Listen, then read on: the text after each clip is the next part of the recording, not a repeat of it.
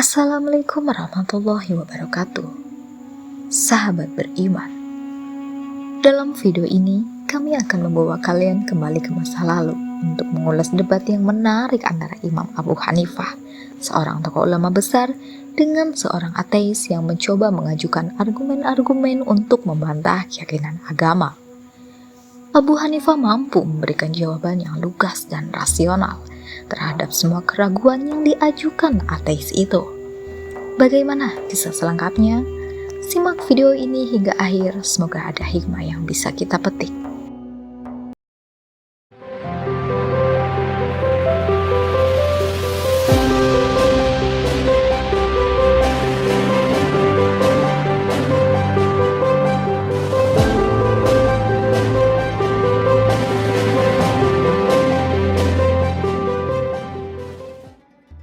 Imam Abu Hanifah memiliki nama asli Nu'man bin Sabit al-Kufi. Beliau lahir di kota Kufah, Irak pada tahun 80 Hijriah atau tahun 699 Masehi. Ia belajar dari beberapa ulama terkemuka pada zamannya, termasuk Hamad bin Abi Sulaiman dan Imam Ja'far as-Sadiq, yang merupakan keturunan Rasulullah Muhammad SAW. Abu Hanifah atau nama lengkapnya Nu'man bin Sabit bin Zuta bin Marzuban adalah salah satu tokoh penting dalam sejarah Islam. Ia dikenal sebagai ulama besar dan salah satu pendiri 4 mazhab hukum Sunni yang diakui secara luas. Kehidupan Abu Hanifah penuh dengan dedikasi pada ilmu, agama, dan keadilan. Beliau merupakan ahli fikih dan pendiri mazhab Hanafi. Mazhab ini dikenal dengan kekuatan logika, penalaran, dan kias dalam merumuskan hukum-hukum fikih. Sebagai pendiri mazhab, beliau dikelari dengan Imam Ahlu Ra'i atau pemimpinnya ahli akal. Beliau telah memberikan sumbangan besar dalam perkembangan sistem hukum Islam. Mazhab Hanafi yang beliau dirikan memiliki jangkauan luas di banyak wilayah dunia muslim, termasuk Asia Tengah, Asia Selatan, dan sebagian besar di wilayah Ottoman.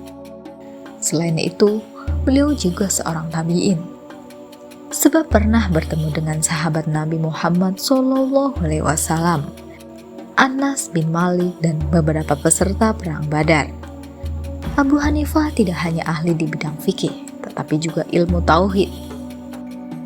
Di dalam salah satu kitab Syiar A'lam An-Nubala karya Imam Az-Zahabi, Imam Syafi'i menyampaikan, semua orang dalam urusan fikih berhutang kepada Imam Abu Hanifah.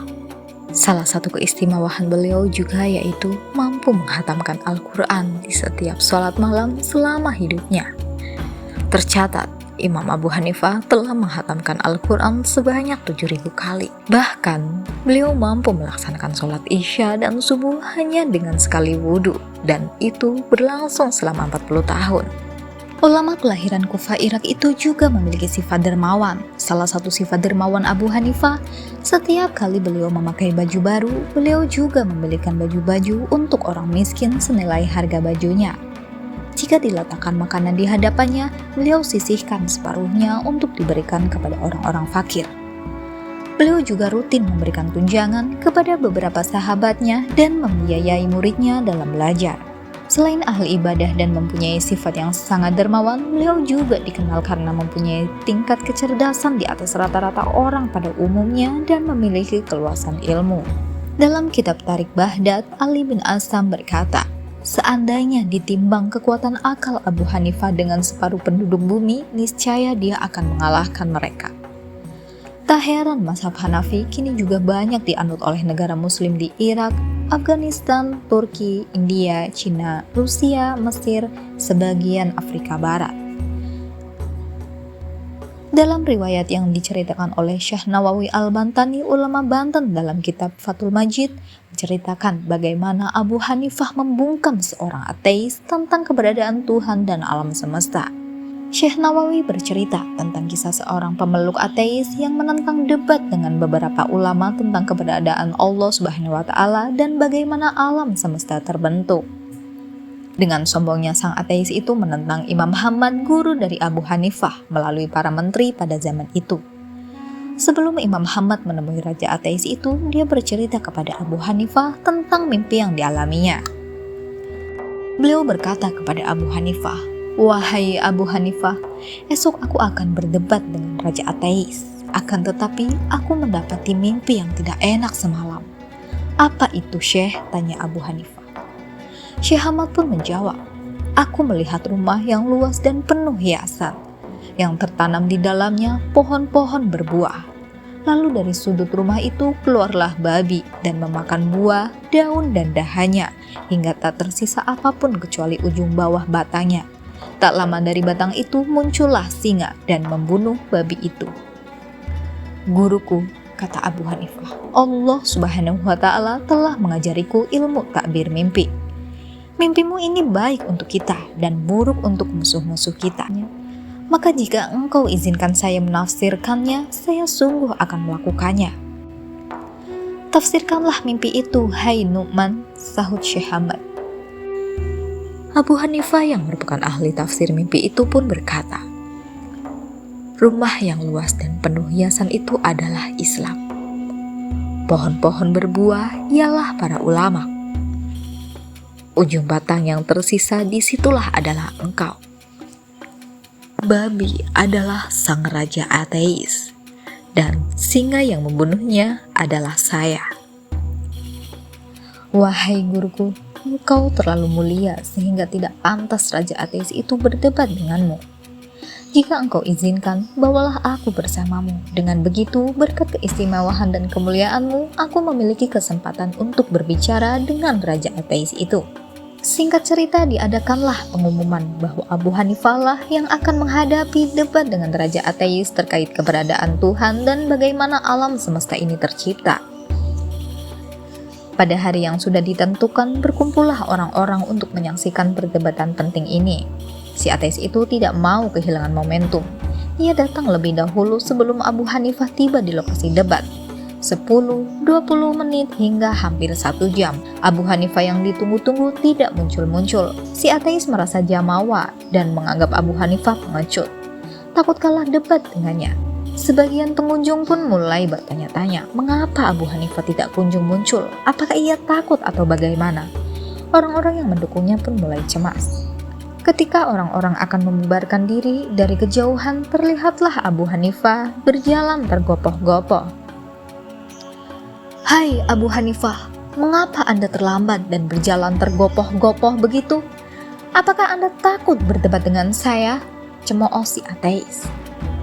Dengan tenang, Abu Hanifah menjawab, maafkan saya kawan, tadi saya ketika menuju ke sini melihat suatu kejadian yang aneh. Ketika menyusuri tepi sungai, saya melihat sebuah batang pohon besar tiba-tiba tumbang. Bukan itu saja, isi batang pohon tersebut terkorek keluar dan tak lama kemudian membentuk perahu. Masih dalam keadaan heran, saya melihat pohon yang sudah menjadi sebuah perahu tadi tiba-tiba bergerak menuju pinggir sungai hingga akhirnya mencapai bibir sungai. Kemudian perahu itu pun berlayar mengikuti arus sungai. Inilah yang membuat saya terlambat ke tempat perdebatan ini.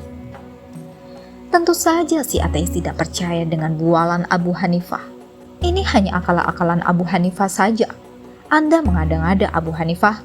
Saya tidak percaya apa yang Anda ceritakan itu. Mana mungkin ada pohon yang tiba-tiba tumbang lalu membentuk dirinya menjadi perahu dan kemudian berlayar sendiri menyusuri sungai. Kalaupun pohon itu menjadi perahu, pasti ada ahli perahu yang membuatnya. Kalaupun ia bergerak, pasti ada yang menggerakkannya sehingga bisa berlayar. Anda membual, kata si ateis sengit. Saya menganggap Anda sudah hilang akal. Raja ateis merasa telah berhasil mempermalukan Abu Hanifah di depan umum. Abu Hanifah tetap tenang. Setelah puas raja ateis menumpahkan kekesalan dan rasa menangnya, ia menjawab, wahai kawan, Anda tidak percaya dengan apa yang saya ceritakan. Lalu bagaimana mungkin Anda bisa percaya bahwa alam semesta ini tercipta dengan sendirinya? Tidak ada yang menciptakan. Coba Anda perhatikan. Keteraturan alam raya, perputaran bumi mengitari matahari, pergantian siang malam membentuk hari merangkai bulan dan tahun. Apakah Anda anggap tidak ada yang menciptakan dan mengaturnya? Apakah Anda berpikir bahwa itu semua hanya kebetulan saja? Lalu coba Anda perhatikan diri Anda sendiri. Apakah Anda menganggap diri Anda lahir ke dunia karena hubungan suami istri orang tua Anda? Lalu orang tua Anda ada karena ada nenek dan kakek Anda, dan seterusnya. Apakah itu semua hanya kebetulan? Tidak. Semua itu ada karena ada Allah yang Maha Mencipta dan Maha Mengaturnya.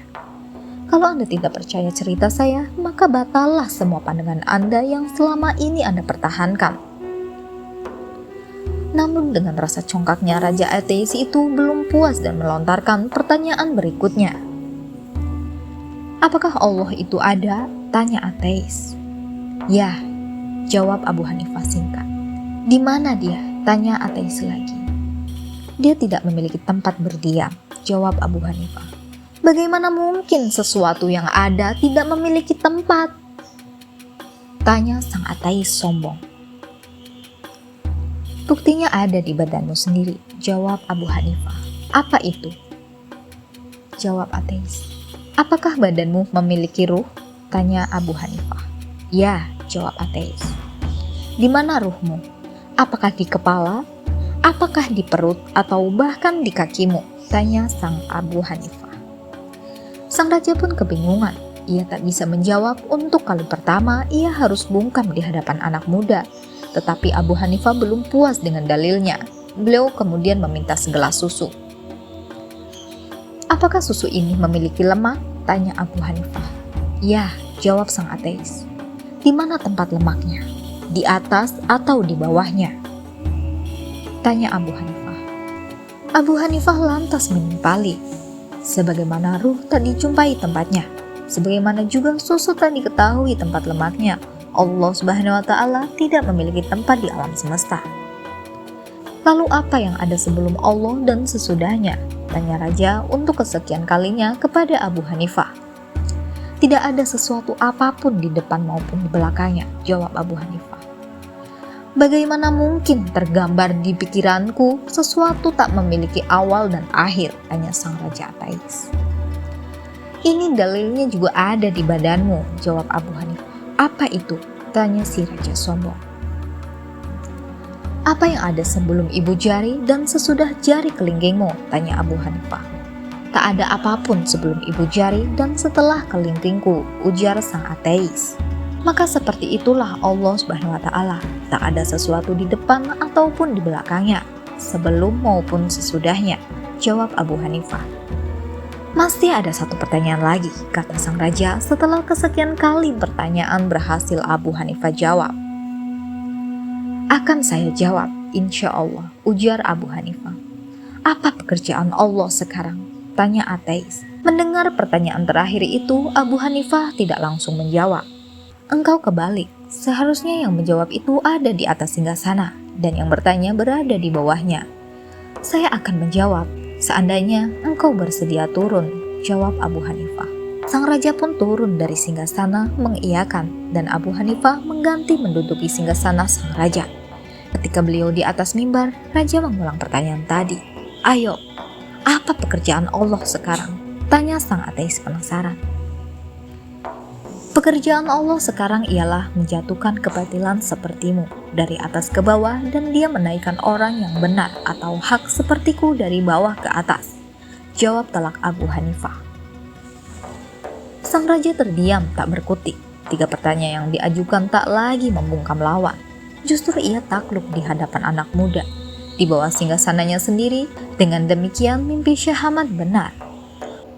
Melalui keistimewaan nalarnya itu, kelak Abu Hanifah dikenal sebagai imam mazhab paling rasional ketimbang para imam sesudahnya, Malik, Syafi'i, dan Ahmad bin Hanbal. Wallahu a'lam. Jawaban Abu Hanifah ini telak mematikan argumentasi si ateis tersebut. Ia pun bungkam tak mampu berkata-kata lagi.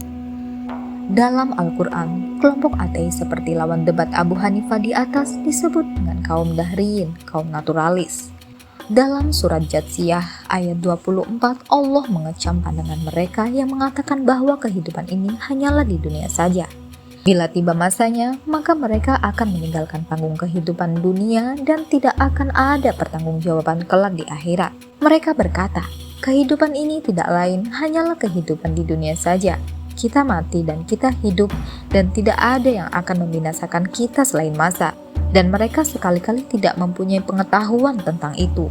Mereka tidak lain hanyalah menduga-duga saja. Kisah ini menunjukkan betapa rapuhnya keyakinan orang-orang yang tidak percaya Tuhan. Ia menganggap semua kehidupan berjalan apa adanya tanpa ada yang mengaturnya. Namun ketika disodorkan kepadanya tentang sesuatu yang tidak masuk akal sebagaimana dalam kisah Abu Hanifah di atas, mereka malah membantahnya. Nah, disinilah kekeliruan cara berpikir mereka. Dalam mantik namanya tadadud. Di satu sisi mereka meyakini alam ini terjadi dan berjalan dengan sendirinya tanpa campur tangan Allah yang menciptakan dan mengaturnya. Tapi di sisi lain, mereka menolak peristiwa yang terjadi dengan sendirinya, sebagaimana disodorkan Abu Hanifah. Kalau mereka yakin bahwa alam ini tercipta dengan sendirinya, tentu mereka harus yakin pula bahwa pohon pun bisa membentuk perahu dan menyusuri sungai dengan sendirinya tanpa ada campur tangan pihak lain, atau sebaliknya. Kalau si ateis itu menolak pandangan bahwa pohon bisa menjadi perahu dengan sendirinya, tentu dia juga harus menolak keyakinannya bahwa alam tercipta dengan sendirinya. Tepat sekali kalau ujung ayat 24 di atas ditutup Allah dengan penggalan kalimat, dan mereka sekali-kali tidak mempunyai pengetahuan tentang itu. Mereka tidak lain hanyalah menduga-duga saja. Artinya, mereka sendiri pun ragu dengan keyakinan ateisme mereka itu. Jadi bagaimanapun, keyakinan akan keesaan dan kekuasaan Allah adalah fitrah manusia. Hanya saja, tidak sedikit manusia yang mengingkari fitrahnya. Demikianlah kisah Abu Hanifah dengan Raja Ateis yang dapat kami sampaikan. Semoga apa yang disampaikan tadi dapat memberi manfaat dan kebaikan bagi kita semua.